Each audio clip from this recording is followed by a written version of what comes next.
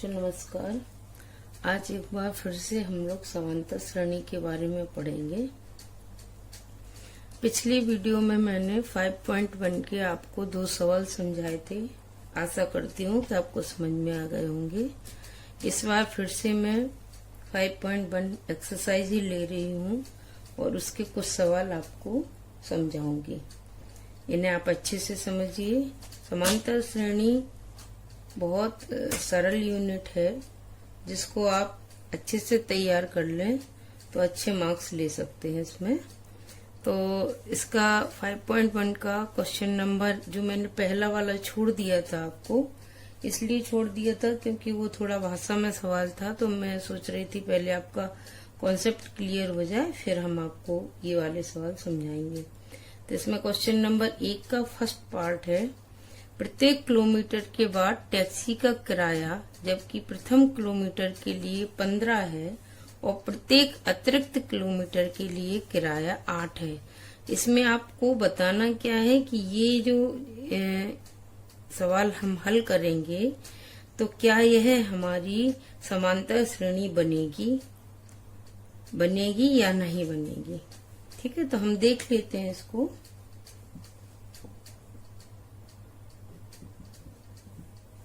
इसमें देखिए प्रथम किलोमीटर के लिए किराया कितना है 15।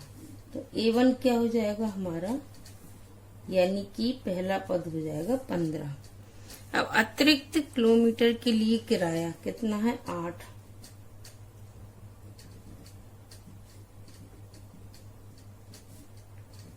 अतिरिक्त किलोमीटर के लिए किराया कितना है, ये है 8 रुपए। ठीक है, अब ये 8 क्या है, इसमें ऐड होते जाएंगे। तो पहले किलोमीटर के लिए कितना हो गया 15 हो गया, दूसरे किलोमीटर के लिए 15 प्लस 8 हो जाएगा। तो ये हो जाएगा आपका कितना 23, फिर हो जाएगा 31। इस तरह से ये किराया बढ़ता जाएगा।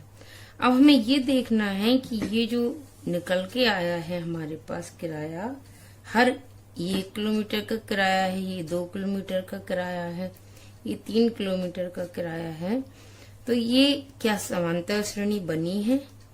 तो समांतर श्रेणी के लिए हम क्या करेंगे, A1 मैंने ले लिया है 15, A2 मैंने ले लिया है 23, A3 है 31। अब समांतर श्रेणी के लिए आवश्यक क्या है, समांतर श्रेणी के लिए आवश्यक है कि इसका जो सार्वंतर है माने D बराबर है या नहीं है।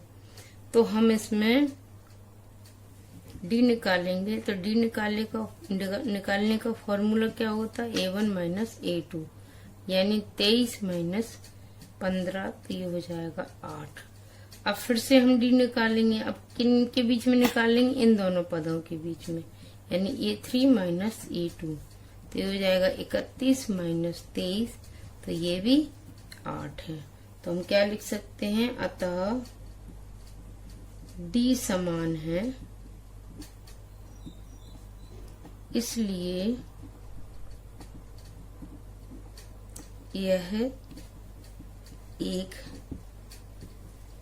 AP है, यानी समांतर श्रेणी है। ठीक है, ये सवाल आपको समझ में आ गया। अब इसका ही इसी क्वेश्चन नंबर 1 का मैंने थर्ड पार्ट लिया है। इसमें है प्रत्येक मीटर की खुदाई के बाद एक कुआं खोदने में आई लागत, जबकि प्रथम मीटर खुदाई की लागत 150 रुपए है, 150 रुपए है। बाद में प्रत्येक मीटर खुदाई की लागत कितनी हो गई, 50 मीटर बढ़ती जाती, यानी पहली जो प्रथम मीटर की खुदाई है उसकी लागत कितनी 150। फिर जब अगले मीटर की खुदाई होती है तो वह कितनी बढ़ जाती है, 50 रुपए बढ़ जाती है। तो हम इसको ऐसे लिख लेंगे, पहले मीटर की खुदाई है 150, दूसरे की है 150 प्लस 50, फिर तीसरे की हो जाएगी, ये कितने हो गए 200 प्लस 50। इस तरह से खुदाई बढ़ती जाएगी। तो ये कितना हो गया 150 ये हो गया 200, ये हो गया 250। अब हमें ये देखना है कि ये AP है या नहीं है। तो A1 हमने 150 ले लिया, A2 हमने 200 ले लिया और A3 हमने ले लिया 250। अब निकालेंगे हम, क्या निकालेंगे? D निकालेंगे। तो D क्या हो जाएगा? A2 माइनस A1, यानी 200 माइनस 150। तो इसका आ जाएगा D आ जाएगा 50। ठीक है। अब फिर से हम D निकालेंगे। अब निकालेंगे इन दोनों के बीच में। तो ये है A3 माइनस A2। A3 कितना है? 250 है। ये है 200। तो ये भी कितना है? 50। तो यहाँ पर भी वही भाषा लिख देंगे हम कि अतः D समान है, इसलिए यह श्रेणी AP है। तो इसलिए यह श्रेणी क्या है? AP है। ये आपको समझ में आ गया होगा। इसमें कुछ नहीं करना था, हमें सिर्फ ये देखना था कि प्रथम मीटर की खुदाई है उसकी लागत 150 है। फिर दूसरे मीटर की खुदाई है उसमें हर मीटर के बाद 50-50 रुपए बढ़ रही है। तो ये बताना था कि ये AP है या नहीं है। अब इसी एक्सरसाइज की हम 2 सवाल और ले लेते हैं। इसी एक्सरसाइज का हम चौथा सवाल देखेंगे। चौथा सवाल है, निम्नलिखित में कौन कौन AP है?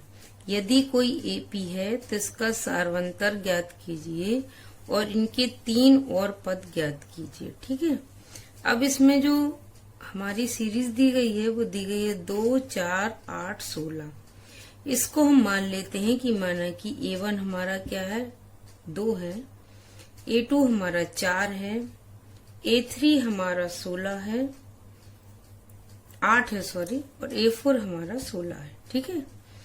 अब हमें निकालना है सबसे पहले सारवंतर। सारवंतर काय में निकालना है? इन दोनों, ये दोनों पद जो है उनमें हमें सारवंतर निकालना है।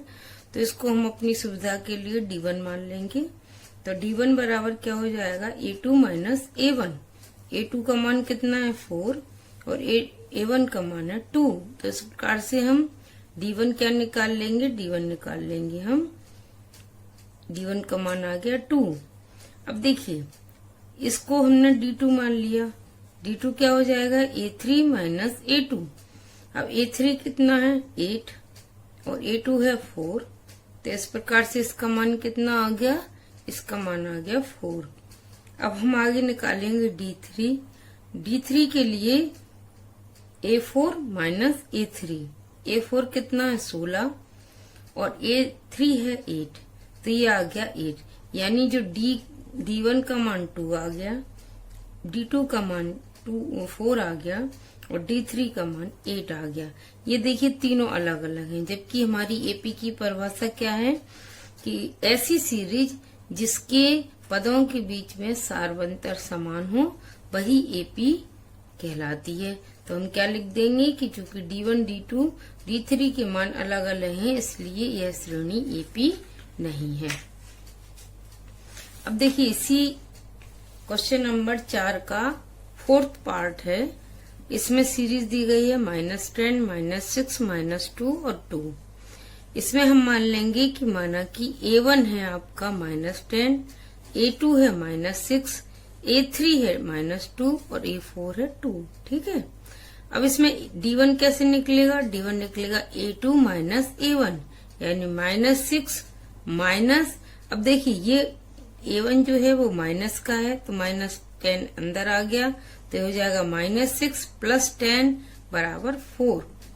अब D2 कैसे निकलेगा? D2 निकलेगा A3 minus A2, A3 minus A2, तो ये है -2 माइनस -6, तो हो जाएगा -2 और माइनस माइनस क्या हो जाएगा? प्लस के 6 हो जाएंगे, तो ये 4, यानी हमारा दोनों बार सारवंतर क्या आया?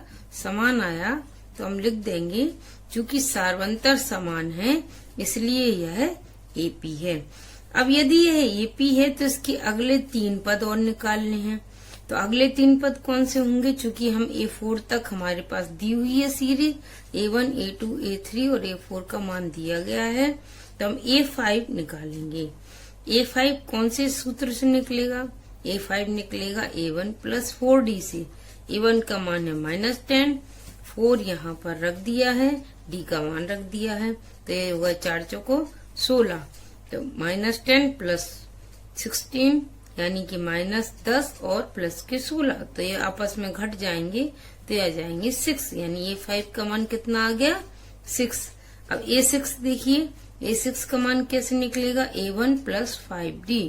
A1 कितना है? -10 और 5D यानी 5 इंटू 4, तो ये -10 प्लस के 20 यानी प्लस के 20, तो ये आ जाएंगे अपने 10। अब A7 है, A7 का मान है A1 प्लस 6D। A1 का मान है -10 और ये हो जाएगा प्लस 6 इंटू 4 यानी 24, तो इसका मान आ गया 14। इस प्रकार से हमें 3 पद प्राप्त हो गए, पहला 6, दूसरा 10 और तीसरा 14। आशा है आपको ये चारों सवाल समझ में आ गए होंगे, और अगर समझ में आ गए तो मेरे इस वीडियो को लाइक करें, शेयर करें, सब्सक्राइब करें। Thank you.